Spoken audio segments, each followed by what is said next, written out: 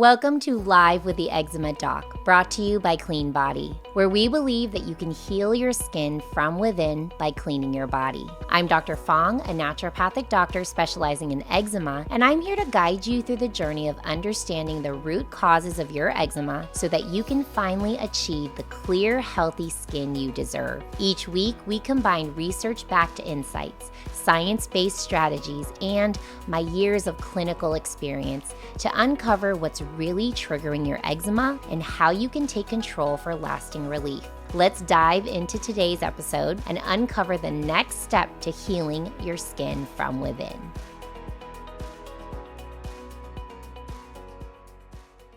Today, I am talking about two of eczema's biggest troublemakers, Staph aureus and Malassezia. Now, if you have eczema, I'm pretty sure you have heard of Staph aureus. This is a very common skin infection that a lot of eczema people will get when they have eczema. But I don't know if you've heard of Malassezia. This is a yeast that grows on the skin that often we can get an allergy to, and this can cause more inflammation, which leads to eczema. And we are going to talk about this today, okay? So, our agenda is to talk about Malassezia. We're going to talk about Staph aureus. We're going to learn about how these overgrowths happen in the system and what can you do some testing to understand if you are having these problems. And then how do we treat or support the body to address these issues? So if you have eczema, definitely this is one you want to pay attention to because these bugs can really wreak havoc on your life and really wreak havoc on your skin. So Staph aureus is a bacteria, and this is a bacteria that really wreaks havoc in up to 90% of eczema patients who have an overgrowth of this bacterium on their skin. Often, this is with people who have a compromised skin barrier, which is most people with eczema.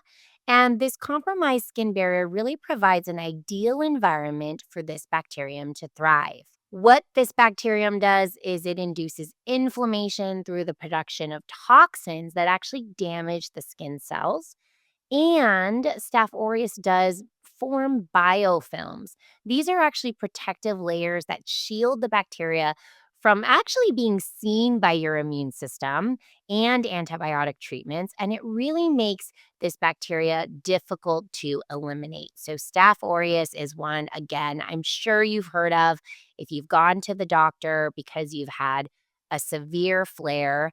Often they are checking for staph. And often they are giving you an antibiotic or something to kill the Staph aureus. Now, Malassezia is one again that you may not have heard of, and this is a hidden fungal trigger in eczema.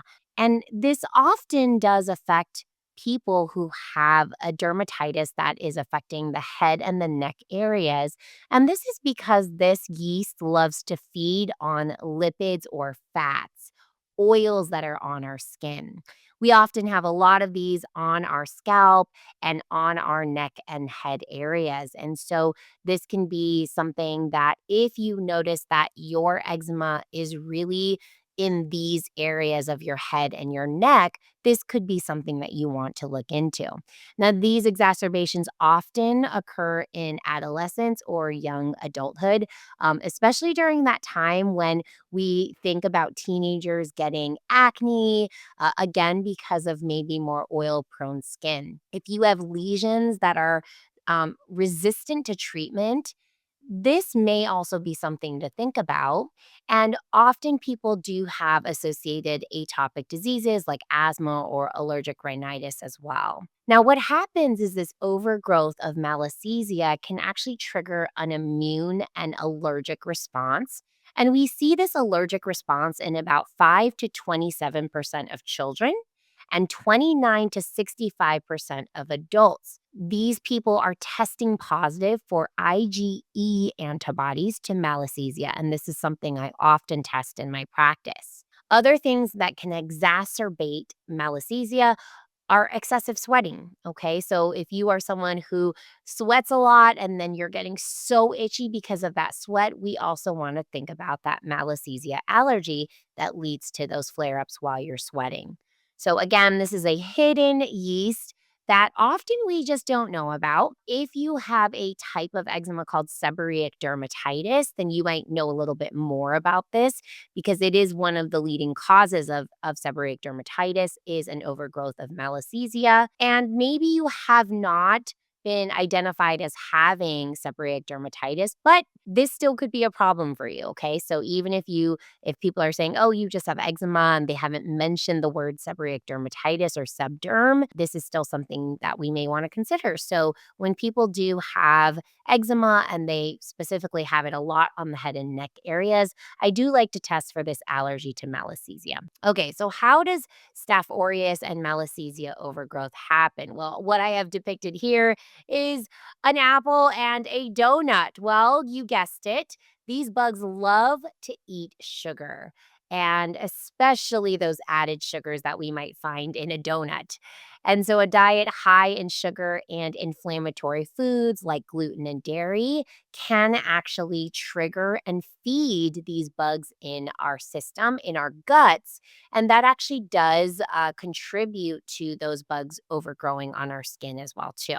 A compromised skin barrier, as we mentioned before. Now, this, of course, can be a genetic issue, but it can also be something that happens because we are using toxic products, because we are wearing synthetic clothing instead of, let's say, organic cotton, organic bamboo clothing. That can also trigger, inflammation at our skin, which causes us to have a compromised skin barrier. Maybe we're using toxic products as well. Then, of course, a poor microbiome overall in the gut can also lead to a poor microbiome on the skin.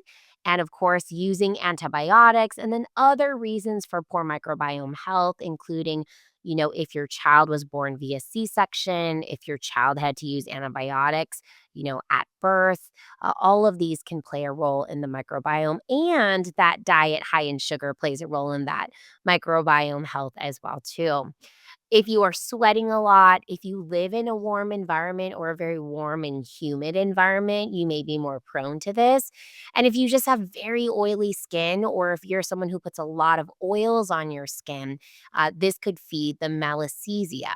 Now, this is where, you have to think about what are the root causes of your eczema when you're thinking about what kind of topicals to put on your skin.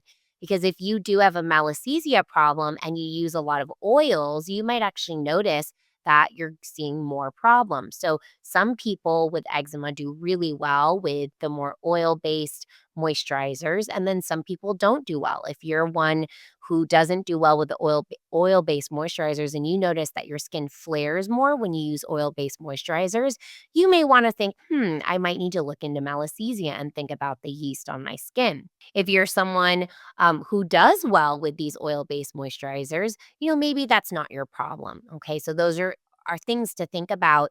And that is why eczema cannot, treatment cannot be a one size fits all. And we have to think about what type of eczema you have, what are the root causes, and everyone is going to have a different answer in this department. Okay. So we can do some testing to test for Staph aureus and Malassezia. With Malassezia, again, we're looking for that allergic response to Malassezia because Malassezia can be something that's actually, naturally growing on the system.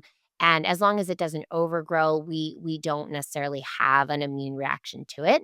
But when it does overgrow, we'll see this immune reaction. So that would be an easy and great test to do. It's a blood test. It can be done via finger prick or even a venous blood draw. Then we can identify Staph aureus through skin cultures or swabs, and that may be something that your dermatologist has done.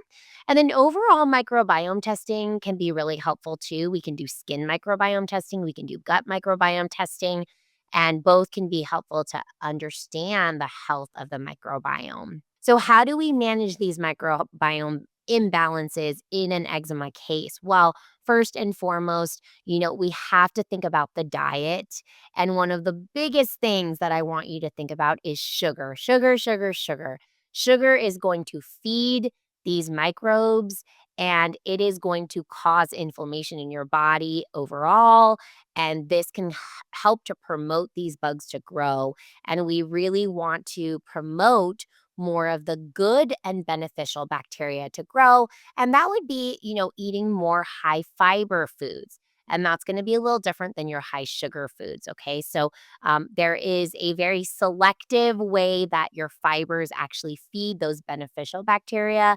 And then when you eat sugars, you're just feeding all of the bacteria and yeast that are in your body without being very selective about those beneficial microbes that we really want to feed. So, first and foremost, that is where you have to start. You have to maybe think about sweat management. Maybe you have to think about, where you're living and, really for the moment while we're working on things, lowering the sweat for right now. Now, sweat is something I love and I want you to sweat. But right now, while you have that, inflammatory response, especially if it's Malassezia, then we might want to manage that sweat for the moment. And a lot of you might know that is that you're trying not to sweat because you know it exacerbates your symptoms. And that can be good in the meantime. We do need to still consider ways to move that lymphatic system, though, if we aren't having you sweat. If you are having bugs growing on your skin, barrier of your skin can be compromised. And so we do want to think about barrier repair. Again, there's a lot of ways we can do this. And if you have Malassezia, we have to do that a little differently from if you have, more of a staph problem. If you have neither of these problems, then we want to do something different as well. So we just need to think about that. Do we promote the barrier from internal with your diet, with supplements? Do we promote it from external? And I like to do all of the above, but then I have to know, what is the root cause of the eczema to understand what kind of barrier repair we need to do. I do use antimicrobial and antifungal treatments, but I personally, as a naturopathic doctor, like to use natural ways of addressing the microbiome, either internally in the body or topically. And then I do like both internal and topical probiotics as well. So this is really, understanding that the more beneficial bacteria we have, the less Malassezia and staph will be able to grow. So, they really compete against those bacteria and yeast that we don't want to grow. So, this is a little bit about how we would assess the situation and decide, what are the most appropriate treatments. Again, it's not a one size fits all. So we really have to understand why you have eczema, and everyone's answer is going to be different. Okay. Now, you could also have both of these bugs, staph and Malassezia, unfortunately. And sometimes I do like to layer topicals and internal treatments, kind of addressing both of those. At Clean Body, we have a clean skin topical kit that has something that specifically addresses Staph aureus called hypochlorous acid. It also has a probiotic and a skin barrier repair called Clean Skin Protect. This is really great if you think you have more of a staph issue. And again, up to 90% of people with eczema do. So the Clean Skin Topical Kit is great for that. If you have more of a Malassezia problem, then the products in the Clean Skin Topical Kit, all of them might not be perfect for your situation. We might want to think about more anti-yeast, antifungal products. So I do like the Nutribiotic Skin and Wound Spray, for example, which has grapefruit seed extract and tea tree oil if you tolerate those things. I like to avoid oils on the skin. I like to use more sprays and water-based treatments instead and really work on that internal environment. So, we really like to think about that. What is the root cause? We really have to keep asking ourselves that.